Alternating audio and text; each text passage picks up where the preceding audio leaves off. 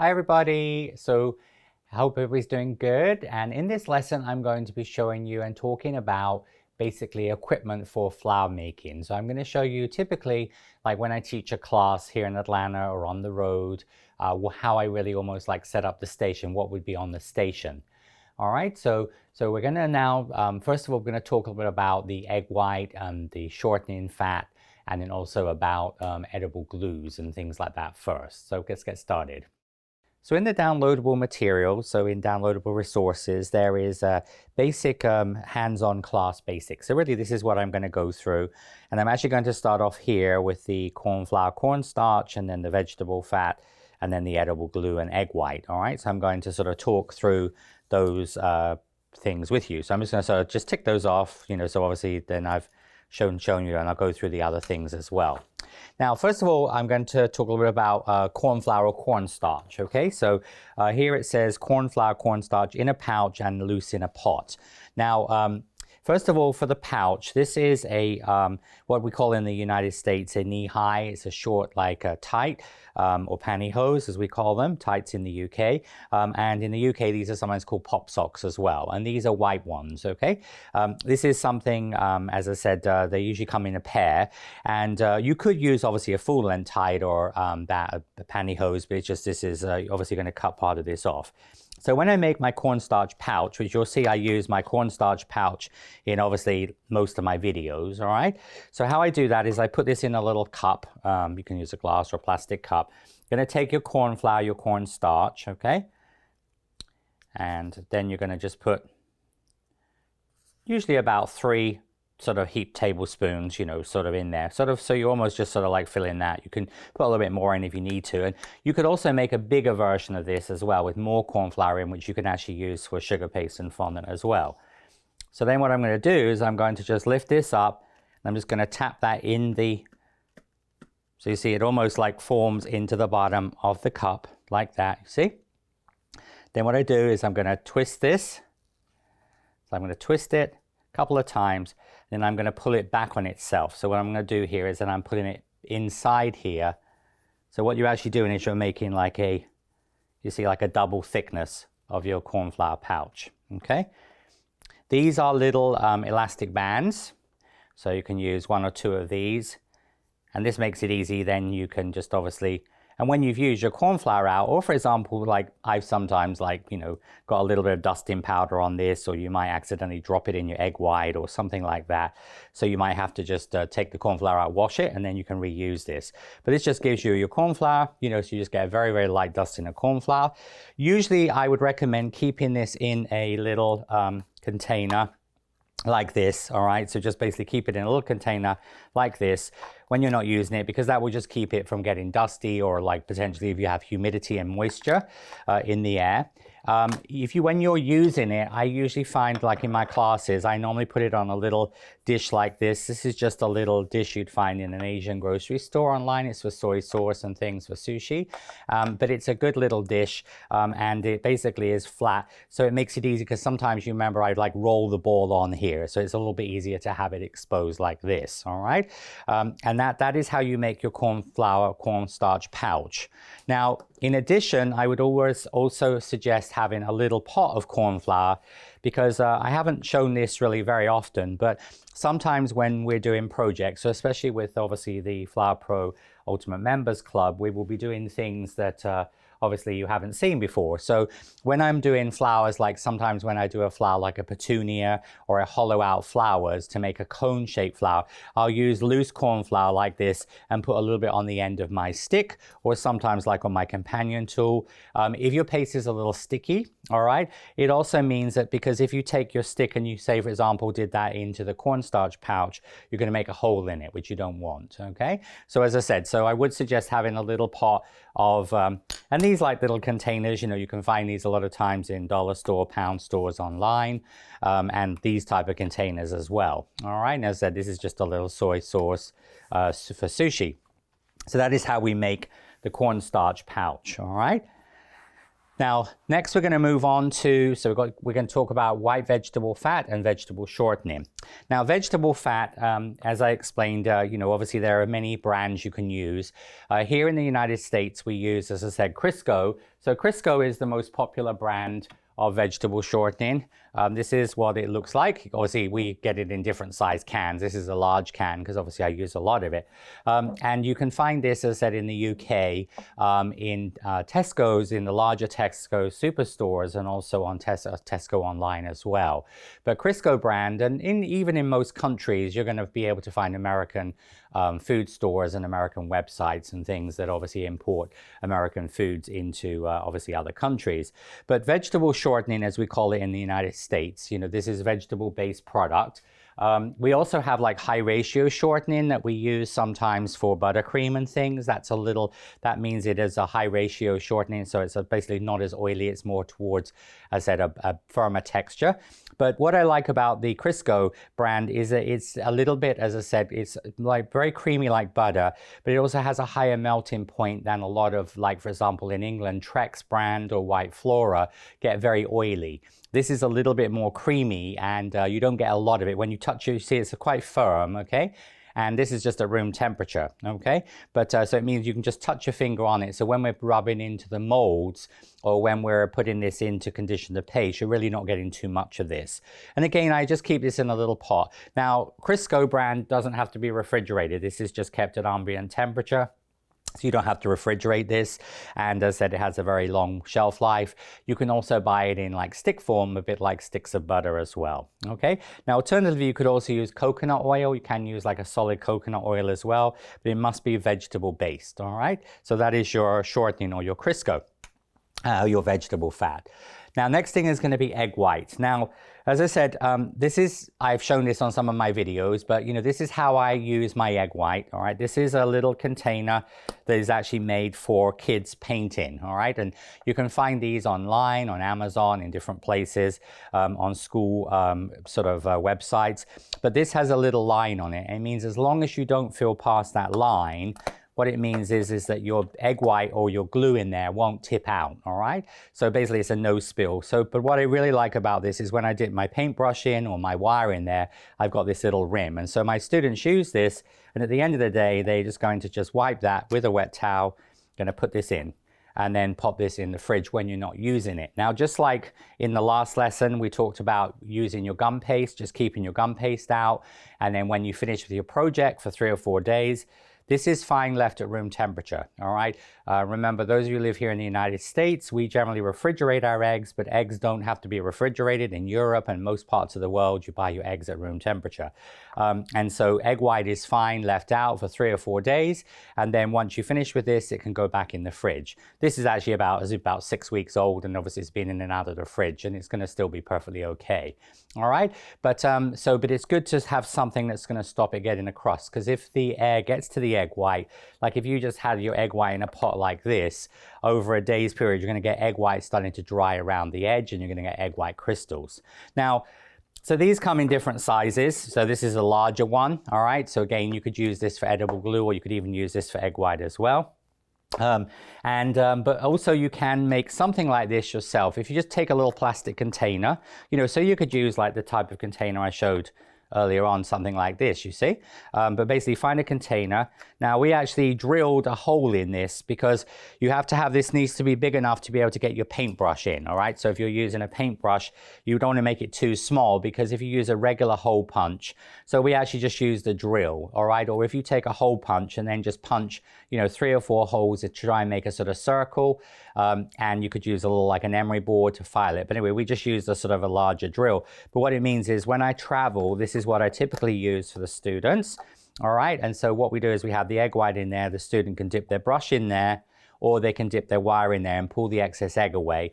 Usually when I travel, we just use a piece of masking tape on here overnight, if I'm teaching, say, a 2 or 3 day class. But another thing you can do is you could also take, like, for example, this is a pencil eraser, and you see that actually fits sort of into there like a little plug, you see? So you could find a little small rubber cork or something like a little rubber, as I said, this is just a little rubber or pencil eraser that you could put in the top. And so that means when you put this in the fridge, again, the air is not going to get to this. So that really creates, as I said, a sort of a very easy to make at home version of the glue pot or the water pot. So remember, these are for kids painting and water and paints, all right? So it's like sometimes called a no spill water pot or a paint pot, or in kids crafts, you know, just as I said, something to search for. But this is, as I said, is the little pot there. Now, as far as I generally just use fresh eggs, all right? So this is just a fresh egg white, all right? Especially here in the United States, you know, because as I said, a lot of people are not used to having eggs at room temperature. Some of my students freak out a little bit about this and say, well, do you have to put it in the refrigerator every day?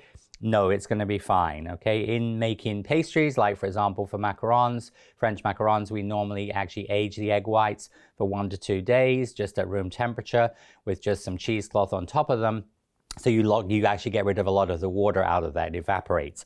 But so these are fresh egg whites, obviously is what I usually use. So you just separate that into your container.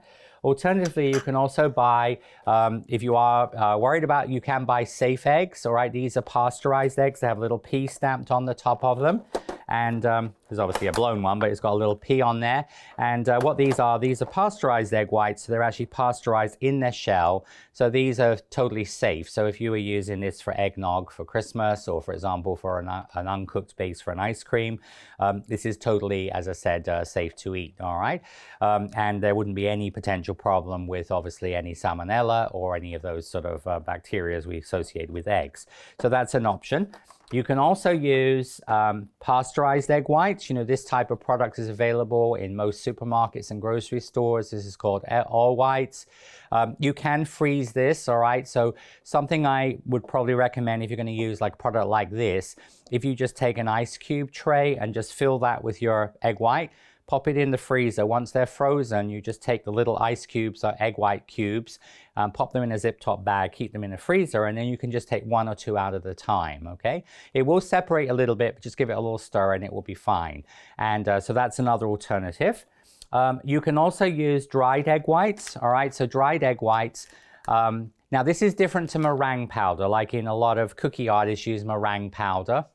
Meringue powder is some egg white, but a lot of icing sugar and powdered sugar. So you need to use dried egg whites, all right? You can find this again on Amazon or a lot of specialty food stores. You can also, those of you in the UK and Europe, this is the Dr. Ortega brand, all right? So these actually buy in Asda's, and I think Tesco's have them as well. You get a little pack of 4 of them.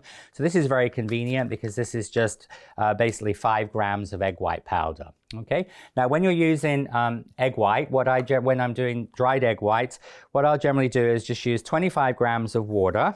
Okay, now just talking a little bit about scales, all right, these are both baby scales. You know, a lot of you have like a big kitchen scale like this at home. So this type of scale here will scale obviously up to 5 pounds or 5 pounds, usually on 11 pounds or 5 kgs, all right? So these will generally go, most scales go up to 5 kgs, 5 kilograms, or 11 pounds. This is a smaller version of that. So this one will also scale up to, as I said, 11 pounds or 5 kg, all right?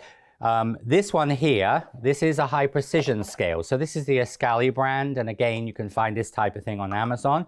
But Ascali brand of digital scales, if you just put in high precision scale, and this one here will actually scale 1/10 of a gram. So I use this a lot in developing recipes. So when you're sometimes going to be very specific about the exact weight, and especially in baking, where sometimes you might try 1 gram is too little of a flavor and then 2 grams is too much, you could use like 1.6. So this is actually, as I said, a high precision scale. But of course, for what I'm showing you here, you don't have to do that. And then obviously you're just going to zero that out. And then I'm just going to take some water here. And then with my water, I'm just using just, it can be tepid, just straight out of the tap, okay? So we're going to put in here 25 grams, but you see how this will actually go, you see that's 5.9 grams, okay? So then you're just going to go. And of course, in the lesson where I showed you using the, making the gum paste, you know, I've used obviously like things like a spray bottle here. All right, so you're going to just put in 25 grams. You could also just finish this off with a spray bottle here. All right, just going to bring it around here so I can see what's going on here. All right, so 24 and then just to 25. And with this, it doesn't matter if you go over a little bit, all right, but just approximately 25 grams. And then what we're going to do into there is you're going to put in, this is a 5-gram pack, or you just would put this on the scale, just zero it out, and then add just egg white powder till you get another 5 grams. Or you can just leave it on there, do it up to 30 grams. But this is going to give me my, here. So I take this. So I find these quite convenient. So I use these actually a lot. I use this a lot actually when I'm at Katy Sue's because, you know, a lot of times I'll just, as I said, use this when I'm doing demos, like when I go to NEC and that, a lot of times I just use this. So then I just put the 5 grams of the egg white powder, because this is 100% egg white, all right? So basically, this is the same as this. It's just, this is a dried version of an egg white, all right? A fresh egg white. And then you're just gonna just give that a little stir. Now, when you do this, this is also what I use for making dried egg white royal icing. But you see how it's going to go lumpy. It looks almost a little bit like a scrambled egg. You see? You see how it goes really lumpy, and there's nothing you've done wrong. It's just that because this is, as I said, we're adding the liquid to this. And you're just going to just give that a little stir, all right? And then you can just put your lid on. Just give that a little stir, and you're just going to leave that for about 15 to 20 minutes.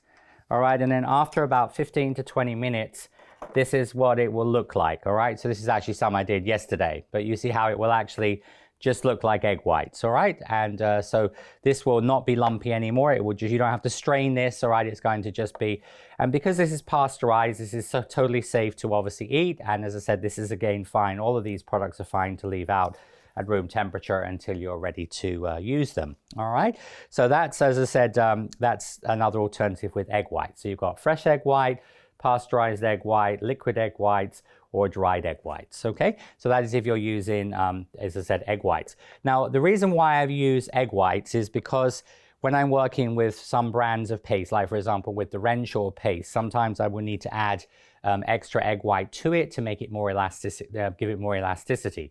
Because remember, the Renshaw gum paste doesn't contain egg whites, so it's a vegan product, unlike the product I showed you. Obviously, they're making the homemade paste, which is egg white based, all right? So generally, I'm using egg white. I've always used egg white for flowers, all right? But an alternative is also to make edible glue. Now, when you make edible glue, all right, so edible glue is on here. There are 2 ways to make edible glue. So I'm going to, now you can either use a tea kettle, all right, and use boiling water, or you can just put the water into a measuring cup, like a glass measuring cup, and then you can just microwave it, okay? Now, when we are using, so obviously if you're gonna microwave it, make sure you use a microwave safe, like a Pyrex or something like that, all right? So when we make edible glue, now usually when I make edible glue for cake, all right, when I'm attaching ribbons and things to a cake, I usually use 100 grams of water, and then I put in 1/4 teaspoon of Tylose, okay? When I make, when I'm using, for flowers, if I was gonna use edible glue instead of egg white, I would make it a little bit thicker, all right? So what I'm actually gonna do is I'm just gonna measure off basically 100 mils or 1/2 cup, which basically 1/2 cup is 4 ounces, okay? So for example, like in a measuring cup like this, you're gonna do 4 ounces, which is basically 1/2 cup, or as I said, that would be 100 mils, okay? For those of you in Europe. So the water is just going to boil. And then what I'm going to do there is I'm going to add the Tylose powder to this. Okay, so I'm going to add Tylose powder to the 1/2 cup. They say a watch pot never boils, so and of course, you know, different measuring cups are going to have different, but as I said, it's basically a new, but as I said, just that's going to be the amount we're going to use. And you want to bring that water to the boil, or as I said, alternatively, you could just do your 1/2 cup, and then you can put this in the microwave for 2-3 minutes until basically it starts to boil, okay? So that's now boiled. All right, so I'm going to now take my, as I said, 1/2 cup or 100 mils of boiling water. There we go. And then you can just pop that into a little, just going to pop it into here so you can just see that. So 1/2 cup or 100 mils or 4 ounces. And then what I'm going to do here is I'm going to add 1/2 teaspoon, 1/2 level teaspoon of Tylose. All right, and it's going to be on the download here. All right, the recipe. So I'm going to put 1/2 teaspoon of Tylose. And then once you've got 1/2 teaspoon of Tylose, we're just going to stir this up. And again, this is a little bit like the dried egg white I've just shown you. It's going to go lumpy. So you're almost going to get these, like you can see, like these jelly lumps. All right. And again, you're just going to leave this for about 15-20 minutes to dissolve. Okay. So you're just going to leave it for about 15-20 minutes to dissolve. And then once it's dissolved, all right, all I do is you then would just take this and you could put this into, like, for example, like a bottle like this. And of course, after 15-20 minutes, it's also cooled down as well. So you can just use a, like, for example, a conical sieve, like this shape one, or you can obviously do this into like another measuring cup, and then you can just pour it into here, okay? And that will give you edible glue. So, you know, this is good because you can take this and then once you've used it, keep it in the fridge. But then when you put in your edible glue, you might put it in just a little small cup, like, for example, like this. And then you can just, of course, just put a little bit of edible glue in. And then at the end of the day, you can just put it back in the bottle, or you could put it into this type of container. And again, so there's lots of options there. Now, when you're using homemade edible glue, you can see this is sort of thickening up now. You can see it just takes a few minutes to dissolve. And of course, you could do a bigger recipe, you could double the recipe as well. And as I said, you'd strain this because this is going to have little lumps of like almost like the tylose that don't dissolve. But if you leave it for, as I said, a little while, it will dissolve pretty much, and then just strain that with a tea strainer. Okay. Now the next glue I'm going to show you is going to be basically the same amount of liquid. And then what I'm going to do here is I'm actually going to take some gum paste. So I'm going to use some gum paste. This is actually the Renshaw gum paste. But you could do this with homemade gum paste. You could use this with commercial gum paste. It's about a number 15 small. So it's actually about 32 grams of gum paste. And again, you take your boiling water or your microwave, put this in the microwave. And then all you do here is you're just going to break up the paste into small amounts like this in the boiling water. And what this is going to do, this is going to actually, and some people call this gum glue as well, but what this is going to just be taking your gum paste because it already has gum in it, and just going to just sort of put this in until this dissolves. Now, if it doesn't all dissolve, just put this, even if you use boiling water, just put it in the microwave and just literally almost like let it boil in the microwave, and it will just dissolve this. This just needs a little bit of time. And this will make, as I said, another alternative to glue. So if you didn't have any tylose paste at home, but you have some gum paste, this will also even work with fondant. But the thing is, remember, fondant, commercial fondant has gum in it, but not as much as obviously gum paste, all right, or flour modeling paste, okay? But as I said, so, but that's an alternative, okay? So it's just, again, the 100 mils or half a cup or 4 ounces, and then number 15 small, or as I said, about 32 grams, which is about 32 grams of paste. Now, we did have a question, we had a couple of questions from members of the club, just talking a little bit about things, about, you know, the size, guys. How much do each of these balls of paste weigh? The problem is even on a micro scale like this, which will measure 1/10 of a gram, these balls here will not measure because they're so small, okay?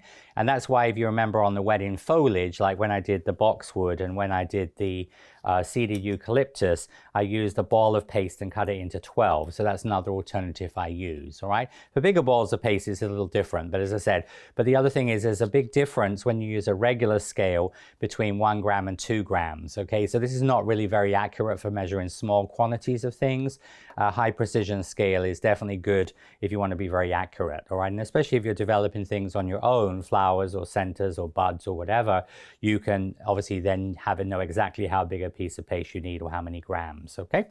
We've talked a little bit about corn flour, cornstarch, all right? We've talked about, obviously, then vegetable shortening and fats and types of fats, okay? And now we've talked a little bit about egg white, types of egg white, and also making glue. All right, so in the next segment, I'm going to talk about some general equipment, some like tools and things like that. So of course, just like with egg white, you can apply your edible glue with a brush, okay?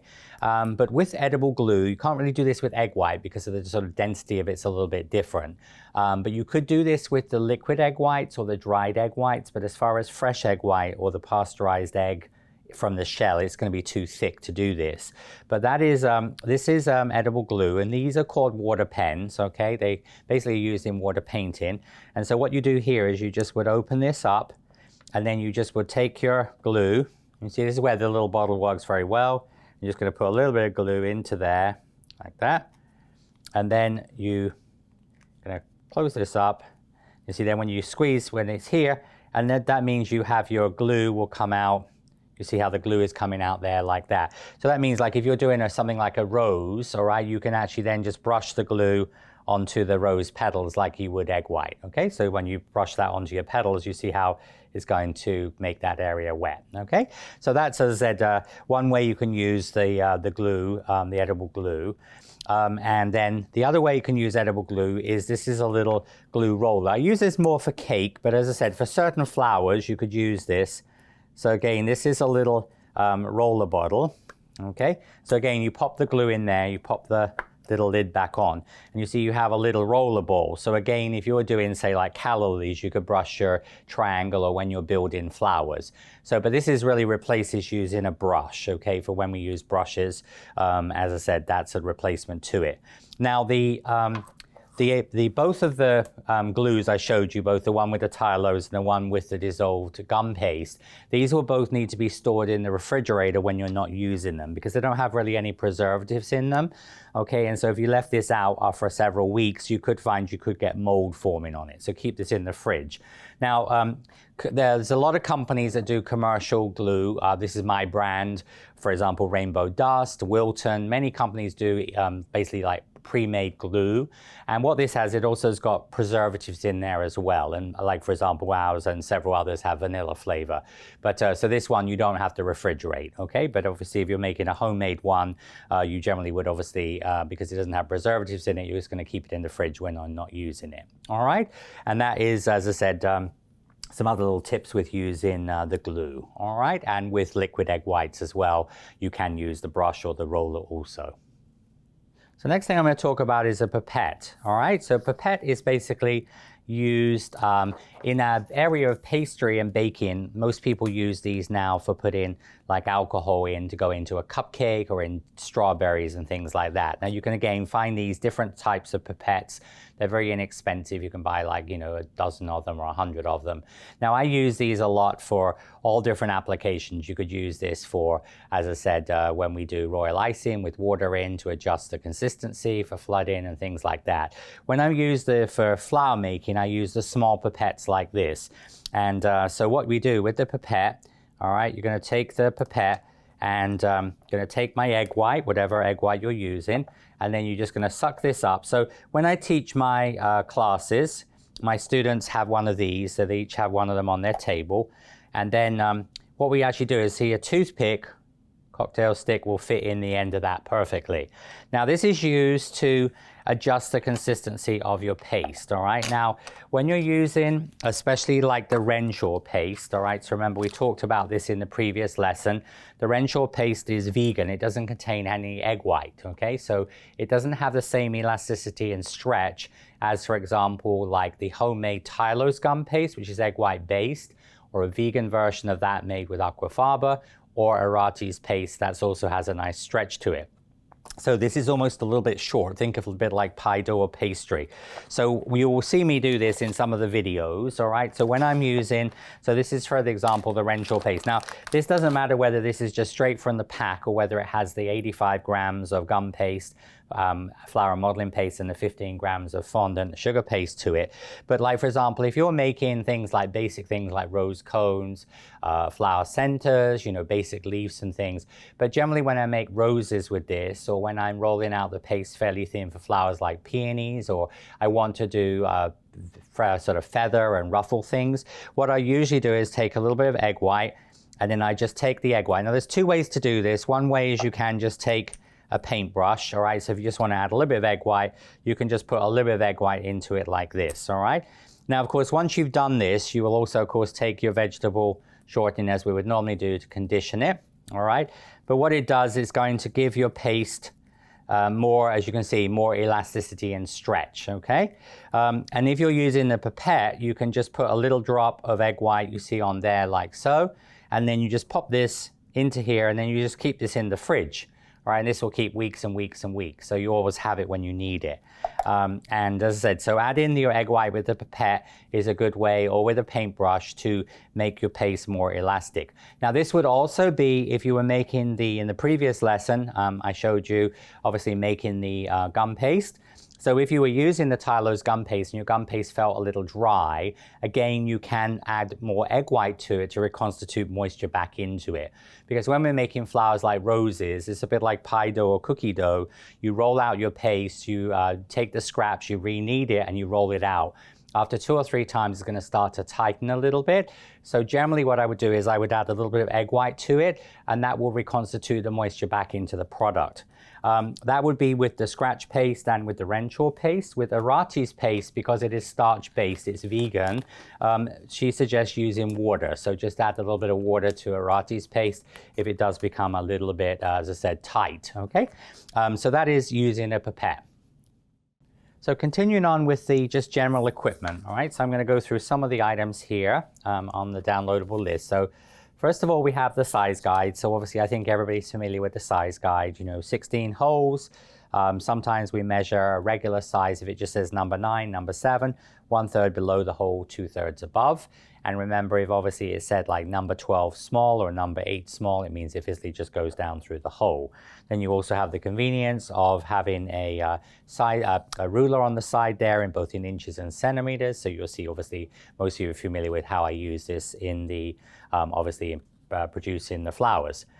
Next thing, we're going to talk about companion tools. So obviously the little companion tool comes with the Ultimate Filler Flower, sold separately. And so this is obviously a great little asset. It's always good to have a couple of these because they're quite easy to get lost, but very flexible. Remember, you've got the ball tool end, we have the pointed end, and then you have the shaft.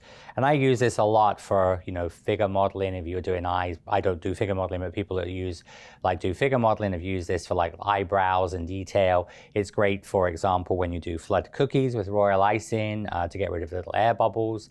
It's good to take little things off of cakes and cookies. So I use this a lot for icing, royal icing and things as well. So a very useful little tool. Mini pad. So this is the mini foam pad. So obviously this is a product that's on the club shop. All right. And so this is just a little mini pad because a lot of the projects that I work on, especially like the Ultimate Filler Flowers, this little pad is perfect size for most of the leaves I make. And it's just a very convenient size, not too big. All right. So remember, green side is harder and then the black side is softer. Okay, this is a larger version of the pad. This is my brand, which is obviously what we call the no flip pad. So you've got a hard side and a soft side. So that means if you're doing a flower, like for example, a peony, you can ruffle on the green side and then you blend in from the soft side. And the other side of this, you'll see I use this in some of the projects. It's good when you're doing longer leaves, like when I showed the hosta leaves, the tulip leaves, things like that.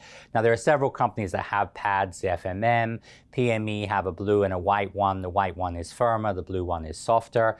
The original Cell Cakes pad, which was probably the first really foam flower pad, was orange on one side, which is the harder side, and then the soft side was yellow. But as I said, so FMM different has a red one, so there's blue ones and different colored ones, all right? But generally they're gonna have a denser and a softer foam. So green side is dense, the black side is soft, okay?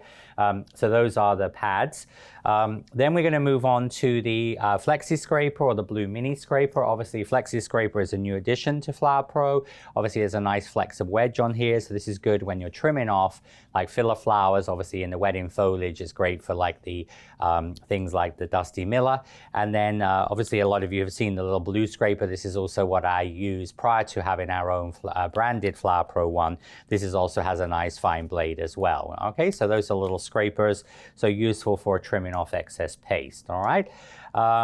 Then you've got here silicone mat or Silpat. So this is just like a mini Silpat, like obviously like you'd bake on, just a mini version. And of course you can use a full-size Silpat or a half-size one or a quarter-size one.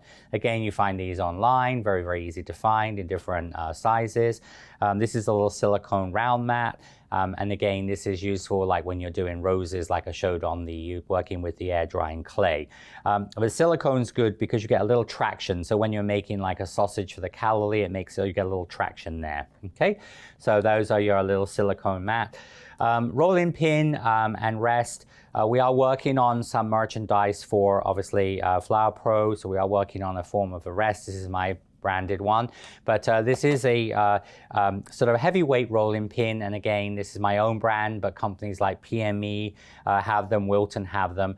Probably I would suggest, like, the PME one is a good quality one, like this is a little heavier. The Wilton one's a little lighter material, but this is just a 9-inch size rolling pin, and it's about a 1-inch diameter, so it's a good weight, but it's a good size to use for rolling out for flowers, okay? Of course, a lot of the Flower Pro, we're not really rolling out, but when we're doing things like rolling out for roses or the sunflower petals and things like that, we're using the rolling pin. The little rest just keeps it obviously on your table, it keeps everything organized. Next we move on to the ball tool. Now ball tools, all right, these are, again, there's lots of different brands of ball tool, but this is the FMM one, which is the one I've always used, all right. I've been using this for about close to 40 years since they came out. And this is the large ball tool, and then this is the medium ball tool, okay. Now an alternative to that would be to use a medium pin, all right. So this is a medium pin, and you can see the end of the medium pin and the end of the large ball tool are basically comparable, okay? And then this is a stick, large stick, and again you can see that that is comparable to the ball tool end of the tool. So really it's what you're used to. These are quite useful because, and this is actually the small stick. All right, so these come in a set of 2, and these are, again, my brands, but like there's lots of companies do this type of thing, and usually a lot of people call them cell sticks because Cell Cakes were the original company to do these, and these is a small cell stick, large cell stick, and this is a medium pin. But what I actually quite like, you can use this as like a mini rolling pin, and then you've got a ball tool end for softening, and then you could use this to hollow out flowers, okay? So when you're hollowing out throats of petunias and morning glory and flowers like that, I use this end a lot. But a lot of people are used to a balling tool, so it's whatever you prefer. And remember, when you're using air drying clay, you can't use this technique. You have to use more of a rolling, and that's why I use the little companion tool a lot. Now, as far as your ball tool, so then on your umbrella tool, which is obviously on the list as well, your umbrella tool, that has a small ball tool, you see? So this is large, this is medium, this is small ball tool. And you can see the small ball tool is fairly comparable to the size of your, obviously, companion tool. Okay, just slightly bigger, but I said the ball on the companion tool would be comparable to a small ball tool. And then we also have larger ball tools. So this is a large one, so that you can see this is obviously then goes up to like extra large and then extra large, okay? This is an Atico brand one, and as I said, this is good for like obviously bigger flowers and cupping. So like when we did the David Austin hands-on class, this is one option. And then remember, other things you can do, you can take a 1-inch marble and you can just hot glue this is just a dowel on here. But as I said, it works really well as an alternative. You can see it's about the same size. So this is good for cupping. And this is also, the glass ball will work well on air drying clay because you can use more of a rolling technique over the air drying clay to thin the petals, okay? And then an alternative to that is also, which is, was posted on the Facebook group, would be to take a 1-inch, 2.5-inch styrene ball. And so there, what I've done is I've just made a hole in the inside of it, put a little bit of hot glue there, and again, I've just used these are sticks for candy apples. So they actually have a point on the end of them. So I just made a hole with a point and then a little bit of glue on there. But you could also use, for example, like a ballpoint pen, just the empty part of that. You could use, obviously, a small wooden spoon handle. I mean, there's lots of things you can find around the home to use, like a plastic straw. You could use a poly dowel. And remember also, you can take, so these, this is, as I said, a 2.5 centimeter, 1-inch styrofoam ball. But you can also, if you take a number 12 size ball of paste, a regular number 12 of air drying clay, and again, put a little bit of glue on the end of it, push that into the air drying clay, because it's going to shrink a little bit. It will shrink to approximately this size, okay? So as I said, so there's lots of ways to make the larger balling tools. So this is the Dresden tool. So the wider end here, this is called the Dresden tool. Gets its name from Dresden in Germany, where Meissen and Dresden porcelain comes from.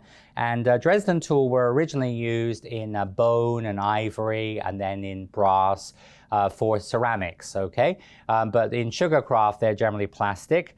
I like the shape of the FMM one. Now, many companies have these, PME and Gem and Wilton and all different companies, but I've always liked the shape of the FMM one. I find it's nice and easy to hold.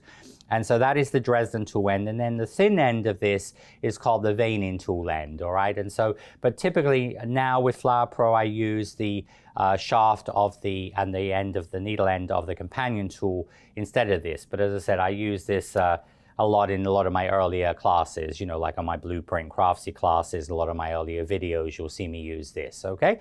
But anyway, so that's called the Dresden tool is the wide end, and then the thin end is called the veining tool end, all right? So those, that's some of your basic tools.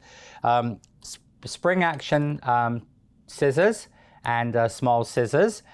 So these are called spring action scissors. And again, these are really good for fine detail, all right? So when you're doing fine little snips on things, very, very useful little scissors, all right? And they're like called spring action scissors, and so you can operate them from the end here like this.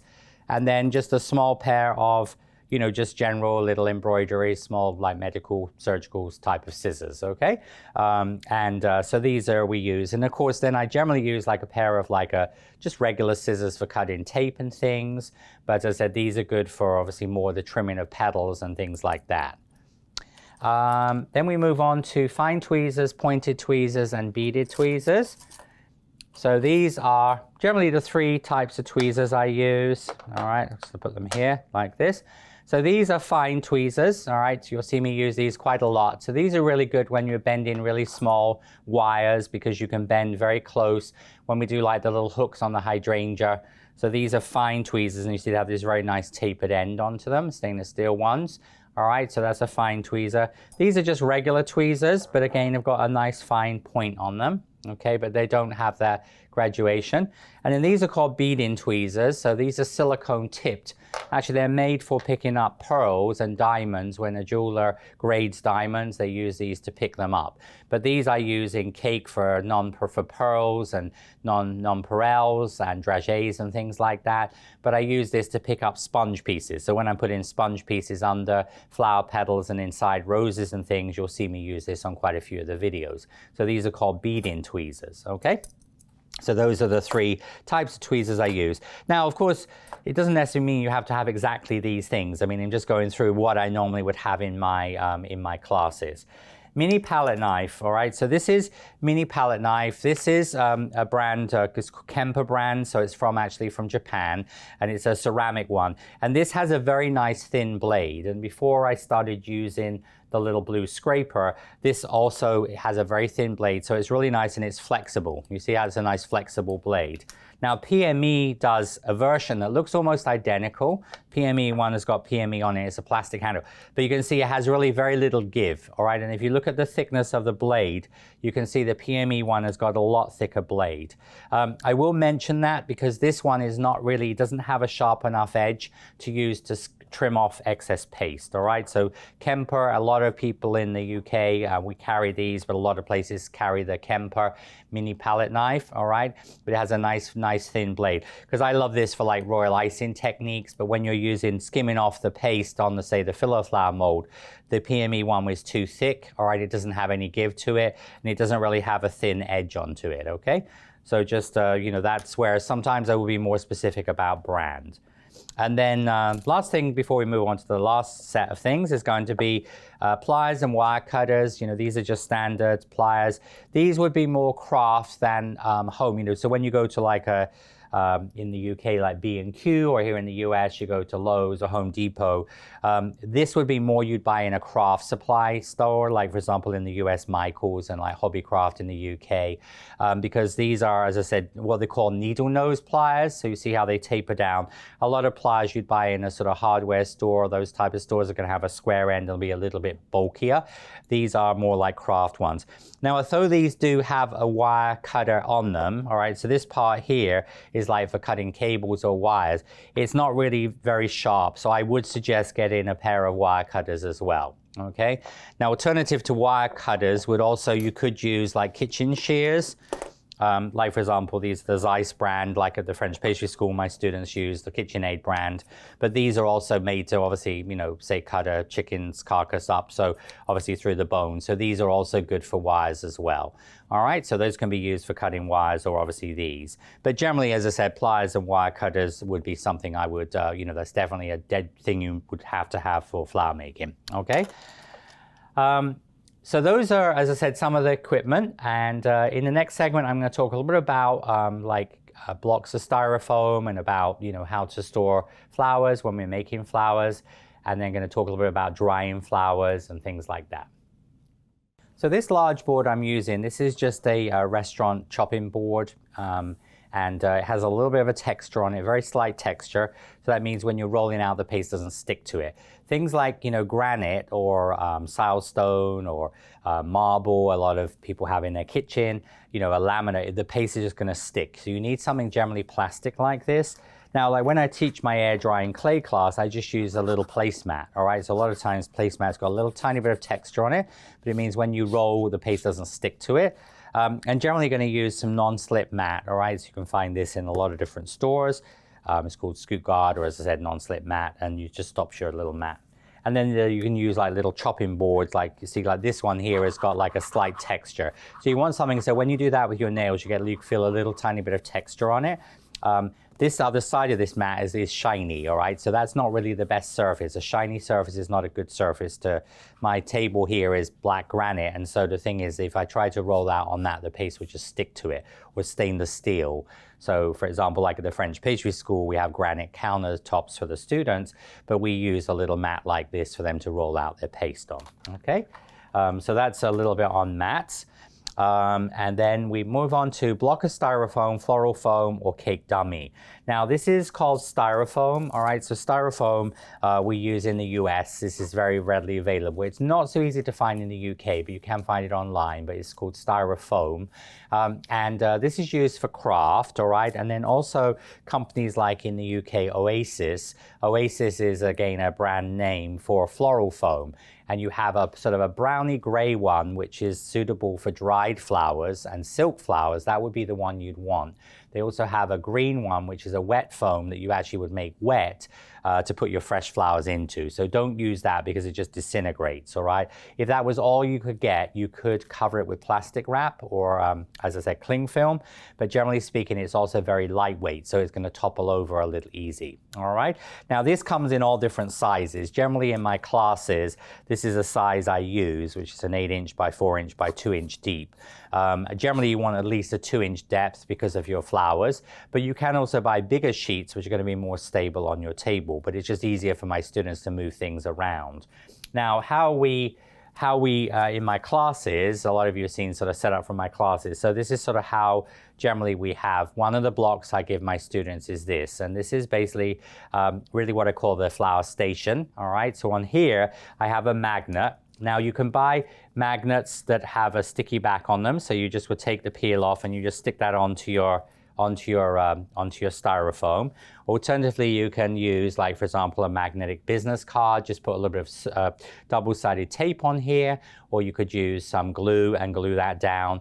And then you can also buy, magnets. Obviously this is just a magnet that doesn't have the sticky back on it, but you could just obviously glue this side down onto here, all right? Now that is what we use when we do fine wires. So you've seen me do this in some of the videos and things.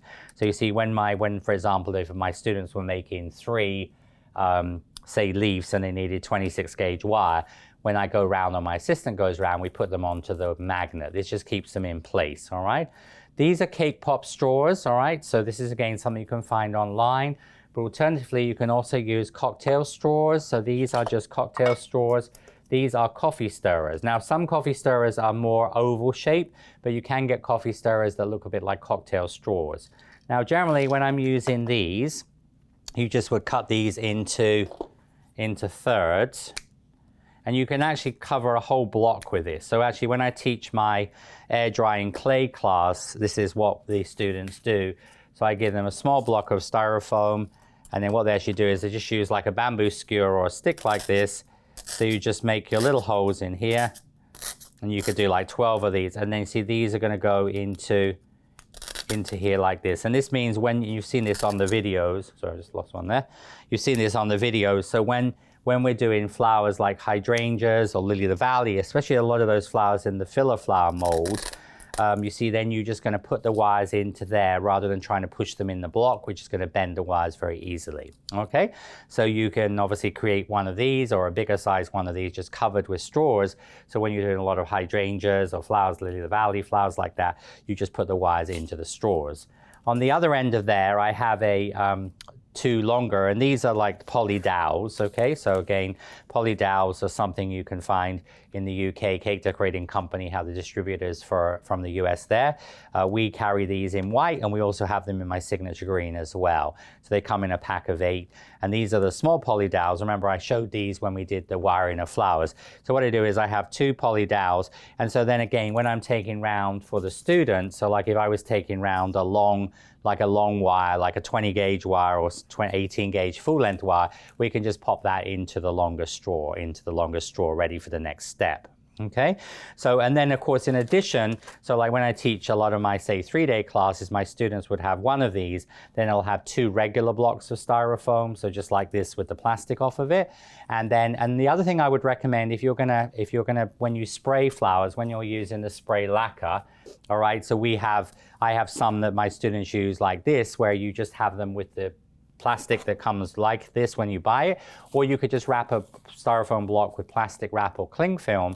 So then when you stick your leaves in there and then you go outside and you spray, then it's not gonna get all sticky, okay? So you can just spray onto there. But so this is my flower making station, and then as I said, I just have 2 or 3 regular blocks so the students would stick their roses and different flowers into there as needed, okay? Now, as far as wires go, we've talked about wires a little bit in different projects. Wires come in white and green. As I said, they're this standard 14-inch length, okay?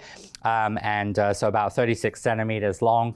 And remember, most wires, when we're doing most flowers like roses, flowers like that, generally speaking, you're going to cut the wire in half, okay? So you're going to cut the wire in half. And then when we do a lot of smaller flowers, we'll obviously cut the wire into thirds. Most of my like peony petals, things like that, are usually doing thirds. And then some of the filler flowers, of course, we cut into quarters or even into 1/6, okay? So you generally just cut these with your wire cutters like that.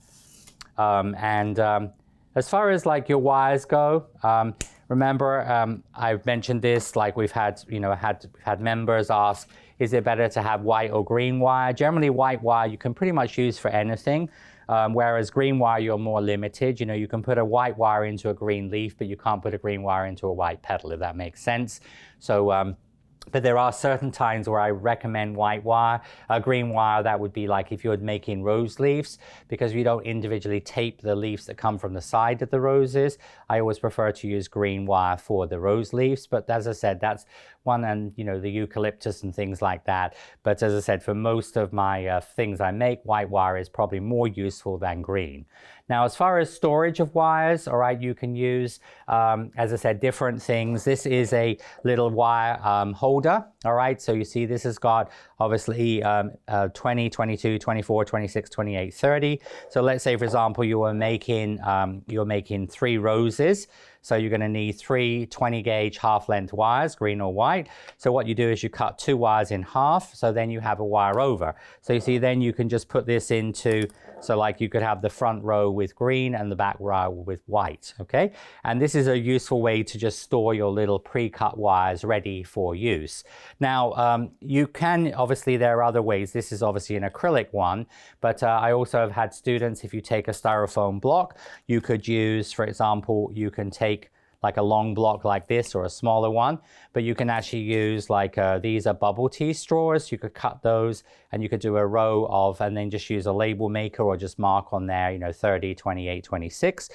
You can also use like the poly dowels, the big poly dowels. So you make like a sort of a, like a homemade version of that. So to stay organized.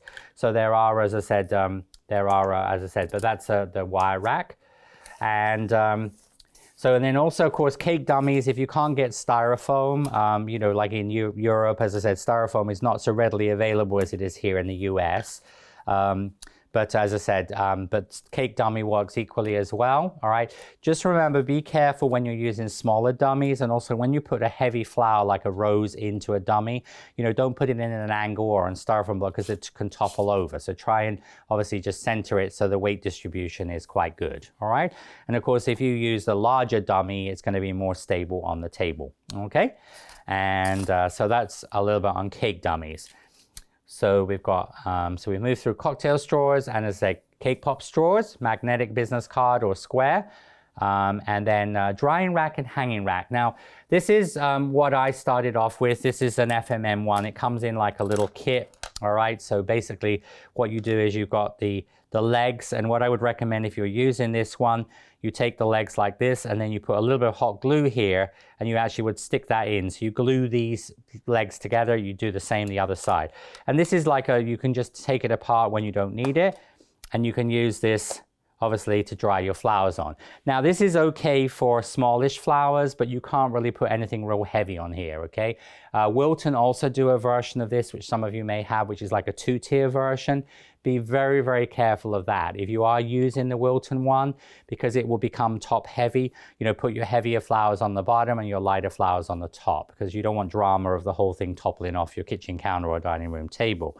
All right, now, so this works well for small flowers, and that's what I started off with. When I teach some of my classes, when I travel, I just literally, this is what I use. I just took a bamboo skewer, I take an 18 gauge wire, and then what I do is I just tape the wire with some floral tape, full width floral tape, and I bend this on the end. And then when my students are working, they just, we just stick that into there. And so they can just hang their rose. So when I actually teach my air drying clay class, I use this because obviously the air drying clay is quite lightweight. All right. In a lot of my videos, you will see this is the large drying rack I use. All right. So this is the large drying rack, and this is good for, as I said, for when you're using bigger, heavier flowers. And you can use the top of this, like on my sunflower, you see how I dry things on the top of this. You can use this for larger, heavier flowers. When I actually use this in my classroom, I have a plastic tray that goes in here where I actually have the students' cutters. So if the students are this side of the table, they'll have their cutters and veiners in here, and then this is actually on the side, so this is suspended above. But this is really good for like your Gerber daisies, your sunflowers, where you're drying flowers flat or in a former, and then as I said, you can hang your heavier flowers onto here. All right. And as I said, that's, as I said, a large drying rack. All right. So, but there are lots of options. Some people you might have a shelf in your kitchen, or you might have metro rack, which is like wire racking. I've had students who have taken like a cooling rack and then just had basically put cooling rack and then had sort of like two cake dummies each side of it. So you've got a cooling rack to put your flowers on. Kerry Griffiths, who's one of obviously the Katy Sue team and design team member, he has, you'll see on Create and Craft, he has like a wooden chopping board he bought, and he just drilled holes in it. So he just stands his flowers into the hole. So you'll see different people, if you watch Facebook Lives and different people's tutorials, you'll see people do things in different ways. Moving on to a couple of other things, you've got obviously here, the little cup or container to cover your paste with. So remember, when you're using your little balls of gum paste, you want to generally use obviously a little cup of one, some description. So you'd use one of the cups, like a plastic cup. And then a lot of times I'll use like a little silicone mat, so that then you almost are forming like an airtight seal, okay? But so you just put the little balls of paste underneath there, but it can just be a little plastic cup. This is like a little plastic shot glass. That works very well. You have the, and then the flap, we've obviously talked about, in the air drying clay, just using a page protector, and this is, as I said, this is my brand of what I call the multi-flap. So this has obviously got a nice rigid base to it. And of course it means when you're cutting out, say, petals for say roses, you could cut out so you could do 6 of the 90mm medium-sized roses, then you do another 6 here. And remember, when you're using the flap, if you wanted to have to do something else, you're baking a cake or you have to go and cook dinner or something like that, you can just, and again, you'll see that on my videos, you just cover that with a wet, damp washcloth or flannel, and that will keep your components in there cool for several hours and moist. I've even left that overnight, and then, as I said, it's perfectly okay to use. And you can even, if you were working on flowers and you had to stop for a several hour period, you can also take, like for example, like a large zip top bag, and then you can just put the flap in there. And then a lot of times what I'll do is I'll just take so if I had petals in there, I'll just take a wet wipe, or as I said, a washcloth, flannel, and I'll just put that in there, just on top of the plastic. So what that does, it just keeps the environment in there a little bit humid, all right? And that would stop your paste drying out. So of course you could, so you'll see how when I do a lot of my classes, I'll have stuff pre-rolled out. So typically I would roll it out sometimes 2 or 3 hours before the video, and then I would then just store it like this, okay? So that's your little flap. But if you don't have a flap like that, just a plastic page protector, a plastic folder can also be used, all right? So in the next segment, I'm going to come back and talk about a few more other things. And so then we'll talk about the pasta machine and the food dehydrator to finish off with. So the last few pieces of equipment, so cosmetic sponge. Obviously you use a cosmetic sponge, as you see in most of my Flour Pro, as a way of pushing the paste in. And as I said, a very, very easy way to get a nice level surface. We also, of course, have the one that has a hole in it. And so that you're just going to use a craft hole punch just to make a small hole in the middle of this, all right? And then also, I haven't used this in any of my Flour Pro classes, but I also have, when I teach some of my classes, I have one where I cut almost like a sort of a line like this, and then I do another line. So I'm actually doing like a cross in it. Now I use this for flowers that have large bags, like when I teach the Bells of Ireland and things like that. It's just, you might see me use this in some of my like Craftsy Blueprint classes.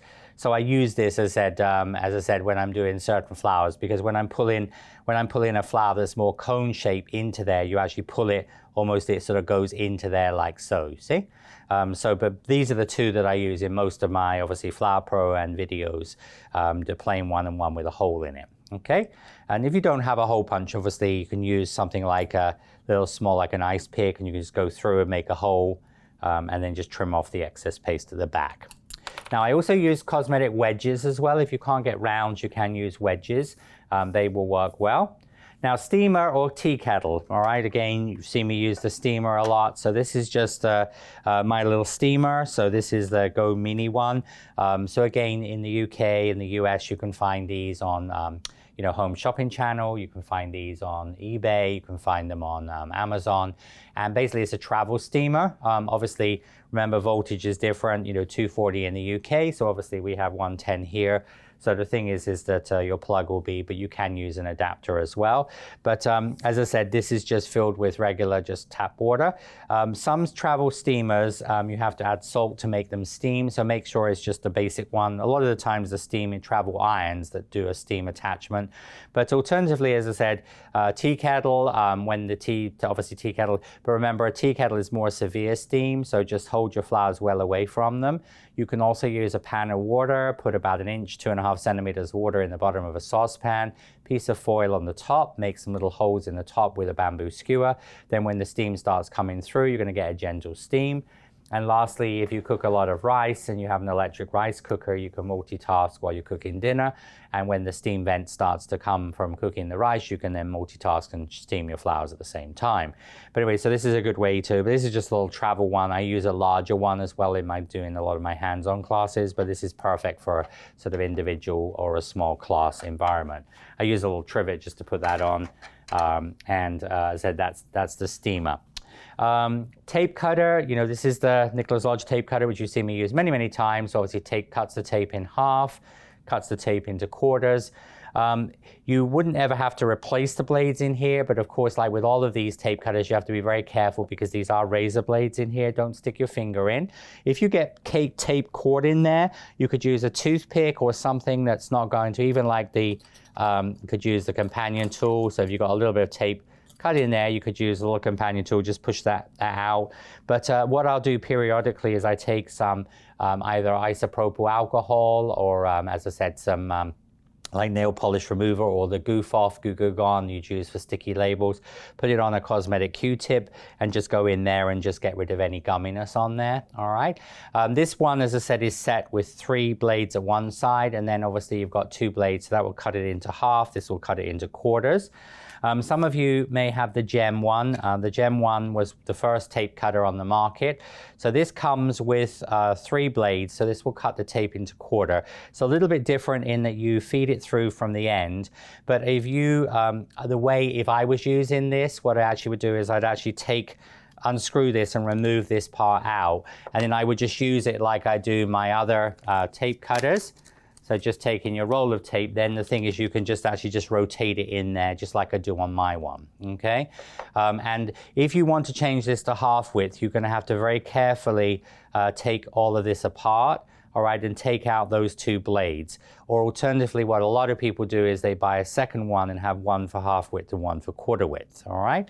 So anyway, so that's the Gem tape cutter. And then this was the Cell Cakes one. Now, Cell Cakes has basically discontinued a lot of their products. They've sort of closed their business. It's going to be bought out by, hopefully by some companies that maybe will do something with the products. But some of you may have this already, and there are some Sugarcraft shops in the UK that probably still have some stock of these. So this is the most expensive one because of, this is obviously all acrylic as well. And like our one, this is all put together by hand, all right? So that obviously is where a lot of the cost comes in labor. But this will cut it into thirds, and then this rotates around and cuts it, sorry, that's into thirds. This will divide it into half, and then this will divide it into quarters. And so this one, you basically put the roll of tape in there and rotate it around, all right? They're all used in the same way, it's just the design of them is a little bit different. But I've also seen people, I've seen in my travels, people have made wooden ones and different other versions. If you don't have one of those, a pair of scissors is going to be perfectly okay. It's just that in a class I use a lot of tape. So that's obviously where the tape cutter is very helpful when you do a lot of flower making. Crepe foam formers, all right, so this is crepe foam, what we call crepe foam, or some countries called bubble foam. But you can buy this in big sheets, all right, or in smaller pieces like this. It comes in different depths as well. This is the one that I use for flowers. But you'll see I use this a lot for drying a lot of the different Flower Pro leaves in. And as I said, so that's a good thing. And some fabric stores sell this by the yard, so you can also buy like a small single bed or twin bed mattress pad like this and then cut it up. So that's what some people do as well. So there are different options there. And then paintbrushes for glue and egg white. So obviously when you do, usually for flower making, you're going to be using, so this is a brush I use a lot. It's from a little brush set. I use this for a lot of my classes when I'm doing just my regular size flowers. But when you're doing smaller flowers, just obviously use a smaller brush. And I generally would keep brushes just for egg white or edible glue. I wouldn't use these brushes for dusting or painting because you're going to get color on them. And so you just keep those purposely for your glue or for your egg white. In the next segment, I'm going to talk about the food dehydrator, and then moving on to finish up with the pasta attachment and talking a little bit about that. So this is the food dehydrator. Now, here in the US, the brand I use is Excalibur, which is available in the UK as well. The one I actually use on my Katy Sue set is actually a green one we found, which is, I think, a German brand that Kerry Griffiths found on Amazon UK. But Excalibur, this is the 5-shelf one. Now, food dehydrators come in like round and oval shapes, but generally there are several brands that are more this like an oven. All right, and so this is really what I would recommend. Now, the food dehydrator, this particular Excalibur one has got 5 shelves, all right? So you can see here, the shelves will come out. Now, I use this for lots of things, like for example, when I'm drying my, once I've washed my molds, I would just pop them in there, okay? So even if you've obviously put the molds in the dishwasher, sometimes they're still gonna be a bit damp. So I use that when I'm drying, obviously, molds, okay? So that's great for drying your molds, wash them and put them in there. I use it to dry my paintbrushes, all right? So when I wash my paintbrushes, I just put them in my food dehydrator, and then of course they're gonna dry nicely. And that will be how you dry your paintbrushes, all right? Also, of course, I use this in classes when I'm flooding cookies. Obviously, just got one little cookie here, but when I flood my royal icing cookies, I put them in here for about 45 minutes to dry the cookie off, the royal icing off, ready to move on to the next stage. So very, very useful for, as I said, cookies, okay?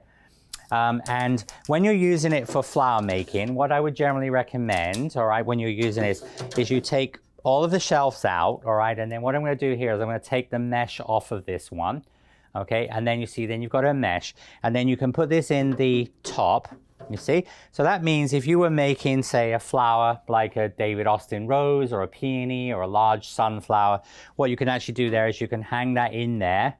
And obviously you just need to make sure there's enough clearance. Now the 9 shelf one is higher, all right, I'm just showing you the 5 shelf. The 9 shelf obviously, as you can imagine, is about twice the height, but you're just gonna fold your wire over. So then you just hang that on the hook, and you see, then you can just put this into the food dehydrator, all right? Now, I have this set this one actually, I have it set at 115 or 46, and it's got a timer on here. So you can put this on for, say, like 6 hours or 8 hours. You can go to bed. Next morning, everything will be totally dry, all right? You can also use this for putting leaves on. So if you put like your leaves or your petals onto a former like this, you can put the foam in there. That will be perfectly okay. All right, and so you can put things in the bottom of there as well, but you can get a lot in there. And obviously if you have the 9 shelf one, of course you can leave the wires longer. And then once you put it in there, you're just going to take the lid of this, all right, and just going to, as I said, close that up. And then it has an auto switch off, so it will just obviously switch off when the timer has finished. And that is how you would use the food dehydrator, okay? So very useful asset. So those of you that live in more humid environments, you know, it's a good thing to use for when you have humidity. And so we're now going to talk a little bit about brushes, all right? So I've got some brushes here I'm going to talk about. It's going to come down to the table here. So brushes for dusting flowers, all right? These are round brushes, all right? So you'll see I use this type of brush when I'm dusting, for example, like a rose. I'll use this for the center of the rose. I use it for overall dusting of, say, pearl dust and things. And so these are the round brushes, all right? And then we have flat brushes, and these, remember, are just craft brushes. Those of you that watched my Q&A a couple of weeks ago, these are just sort of used for general crafts, all right? We don't use natural hair brushes. These are just synthetic brushes used for, as I said, crafts, for acrylic paints, things like that. Flat brush we use when we're brushing on the edge of a petal, all right? So when we brush on the edge of a petal, we put in stripes, and again, I've got different sizes of brushes here, okay? And then I use a lot of like the little rainbow brush colored ones with the red one and the yellow one, and use a lot of those. So, you know, you can buy a little set of assorted brushes. When we're doing fine detail on flowers, meaning like, for example, we're painting like lines on orchids, or we're painting lines on flowers, like for example, on a hibiscus, you could do some lines on there. You could do some lines on the edge of your David Austin rose. Generally, we use a liner brush, all right? So this is called a liner, okay, brush. This is a 6-0, this is a 10-0. And this brush is used when you're wanting to paint like long lines, okay, because it has long bristles here. And so that means when you're painting a line on, say, like a throat of a petal, you can use this to paint long lines, okay? So we use that type of brush, and you will see that sort of in different episodes being used, some of those. This is called a spotter brush. So this has got short bristles, and this is actually like used a lot in nail art. So when you do like decorative designs on nails, so it's a short bristle brush, like a spotter brush. And that is good when you're doing like little dots on, say, like a flower like an azalea, or you want to do like little dots on certain flowers. But flowers that, you know, come to mind would be like pansies for the long lines, you know, like you have little lines on the throat of a pansy. You have little dots on orchid throats and things like that. These brushes are by Sugar Press, and these are beautiful brushes as well. And this is like a spotter brush, and then this one is a liner brush. And you can see how they have these really, really fine hairs, all right? Just coming in a little bit tighter there, so you can sort of see those. But you see, so this is really good when you want to just do like little tiny dot, dot, dot. And then this one is really good when you're wanting to do like long, like just really, really fine detail on flowers, like again on a pansy or a flower like that. And these ones have got actually a metal cap on them with a hole in it. And so then when you wash them carefully, you just put the cap on, and of course the air will then dry out through the hole at the top there, okay? And they have, in those brushes, they sell them as a set before as well. So there's actually like a little, like almost like a little tiny chisel brush, and then also like a little tiny round brush. So these are good for fine detail, you know, especially in craft as well. So for craft or for sugar flowers. And then, you know, when you're using the like confectioner's glaze as an alternative to the spray, we've also talked about this during the air drying clay class, you know, just generally little brushes like that. These little brushes with like, these are just cheap brushes from like the dollar store, the pound store, but these are not good to dust flowers with, especially this type, because when you put this bristle into the dust, it won't pull any color into there at all, okay? So, but these are okay to use like edible glue, for PVA glue, things like that. They work very well. So those are just a few of the brushes, but you know, as you get more into sugar flowers, you'll sort of build up more brushes, and obviously you have different brushes for different purposes. And remember, in my when I showed in the Q&A, all right, which some of you may not have seen the Q&A, but in the Q&A when I showed that, remember, you can also, when you're using brushes, you can when you're coloring flowers and you have, say, several different flowers to color.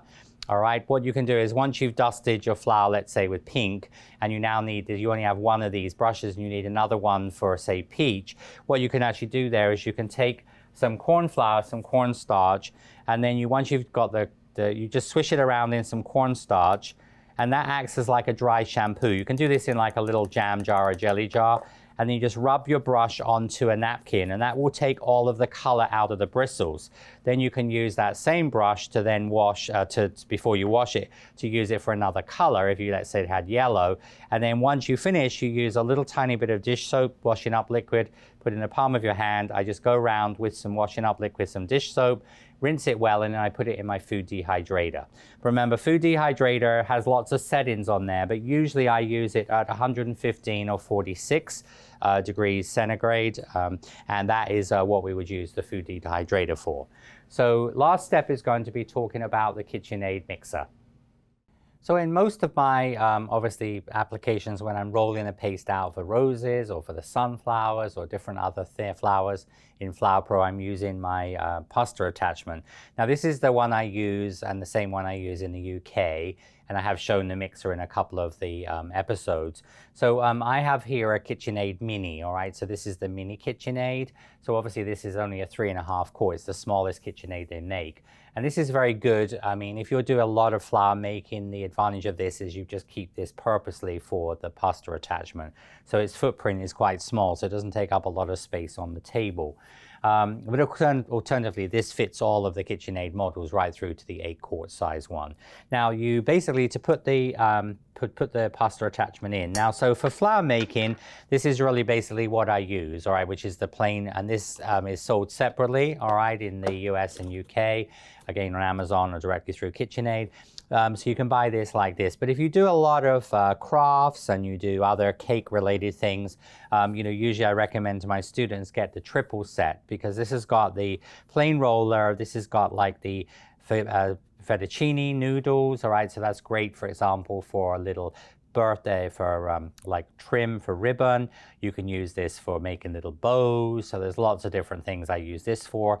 And then this one here, which is like the spaghetti or angel hair pasta attachment, I use this for bird's nest, I use it for tassels, so I use it for all sorts of fringes and things like that. So for craft as well, that could be used on cards and things.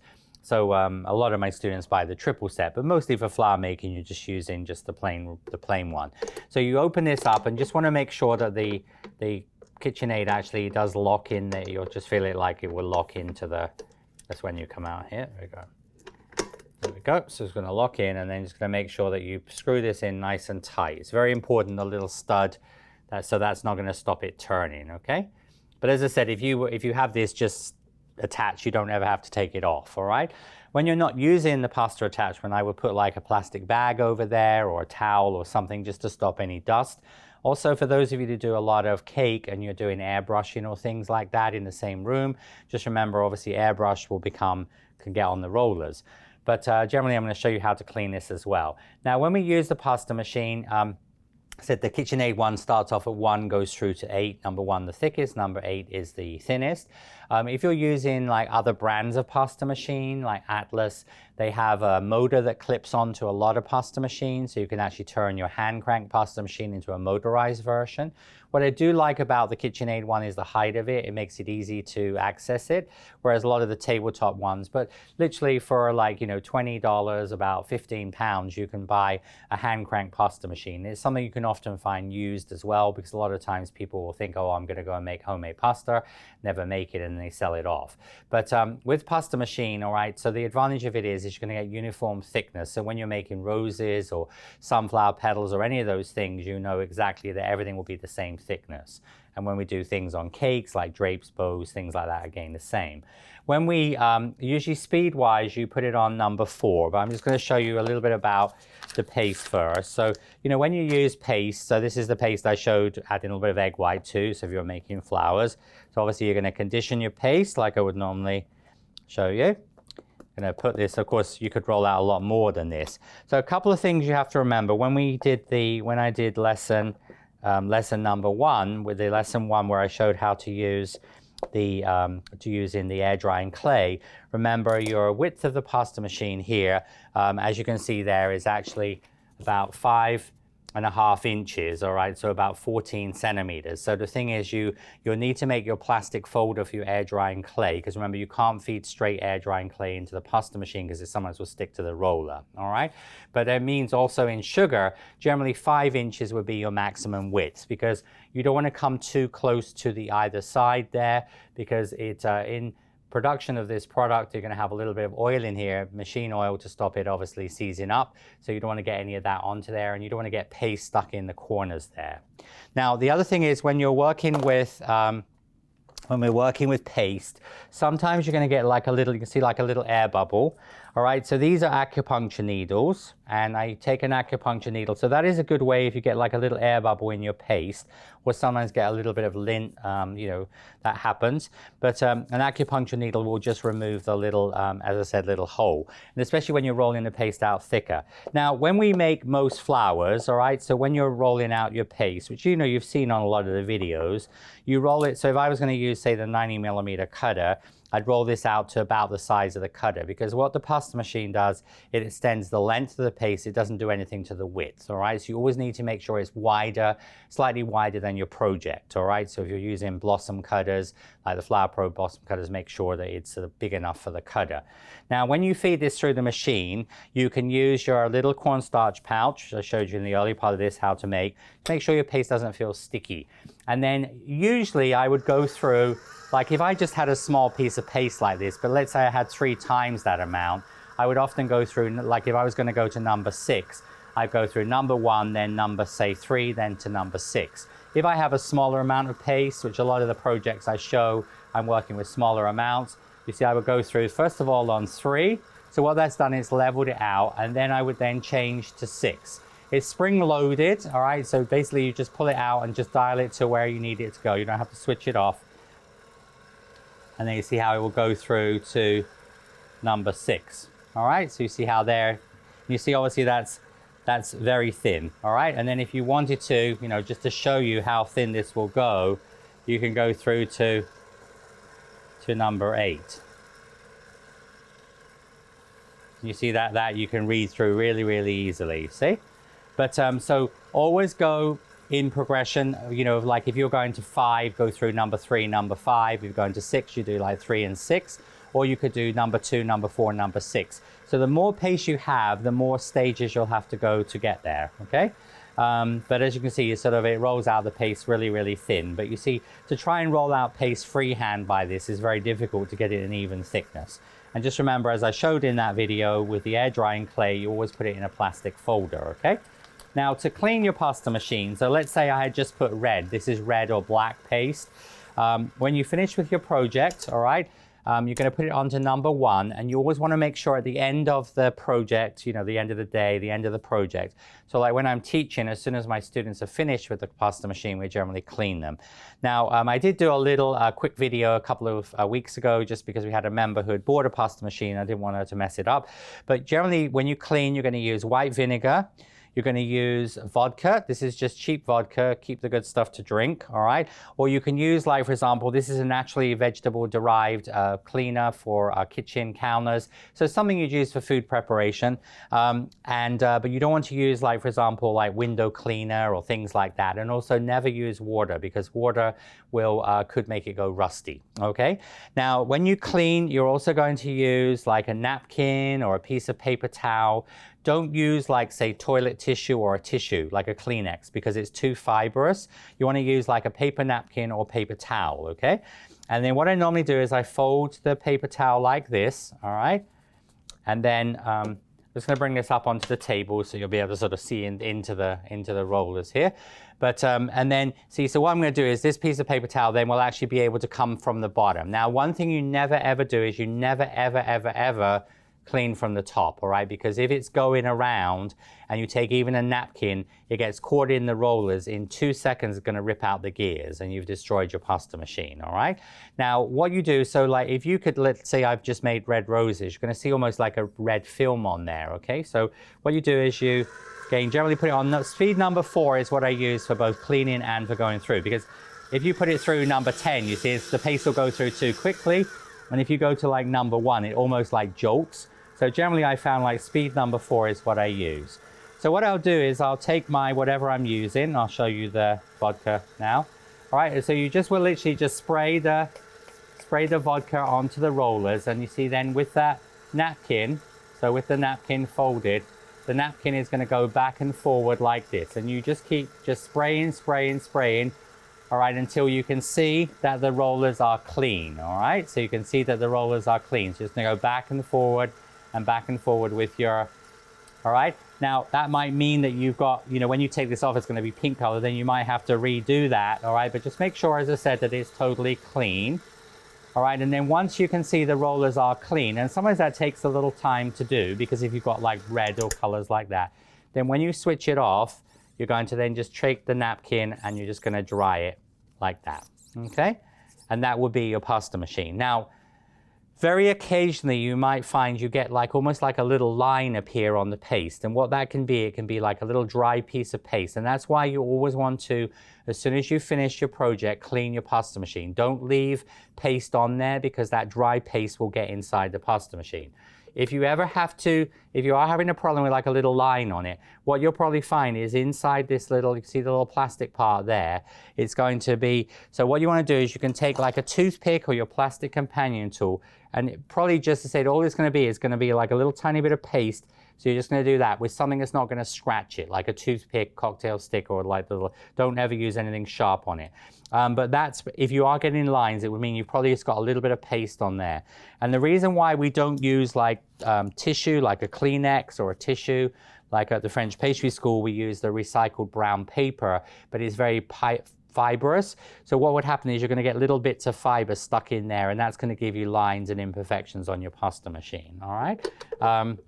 And as I explained, when you are not using it, just keep this covered with a towel, or you can put like a gallon bag over the top of it, or plastic wrap around it. It just keeps it clean. So if you're dusting flowers, in the same area, you don't want all the dust leaning. And a lot of times, if I haven't used the pasta machine for say a couple of weeks, what I'll do there is I'll just take a napkin. So just take a napkin like this. So if I haven't used it for a couple of weeks, a lot of times I'll just take a napkin. And then here, what I would do, so I'll just show you this cleaner, just spray a little bit of cleaner onto that. And then all I do is you don't spray on the rollers. I'm just going to literally just go back and forward underneath like this. And that will just get rid of any dust or potential dust in powders or whatever that could be in the air, okay? And then you're just going to clean that off. But if you look after it, I've had all my pasta machines, obviously, have been used hundreds of times. And obviously, I teach my students how to care for the pasta machine. So just like any piece of equipment, it's really important that you're using it correctly, but also that you're maintaining it and keeping it, using it correctly as far as cleaning it. So I hope you've enjoyed this episode on equipment and tools for flower making and found it beneficial. Remember, if you have any questions, don't hesitate to post them in the comments. Down the line, if you ever have any comments about any tools or which is the best tool to get, remember I said some things I'm quite specific about brands, because there is sometimes a reason for why I prefer something, but sometimes it's whatever you have available. So until next time, sweet wishes. See you soon. Bye-bye.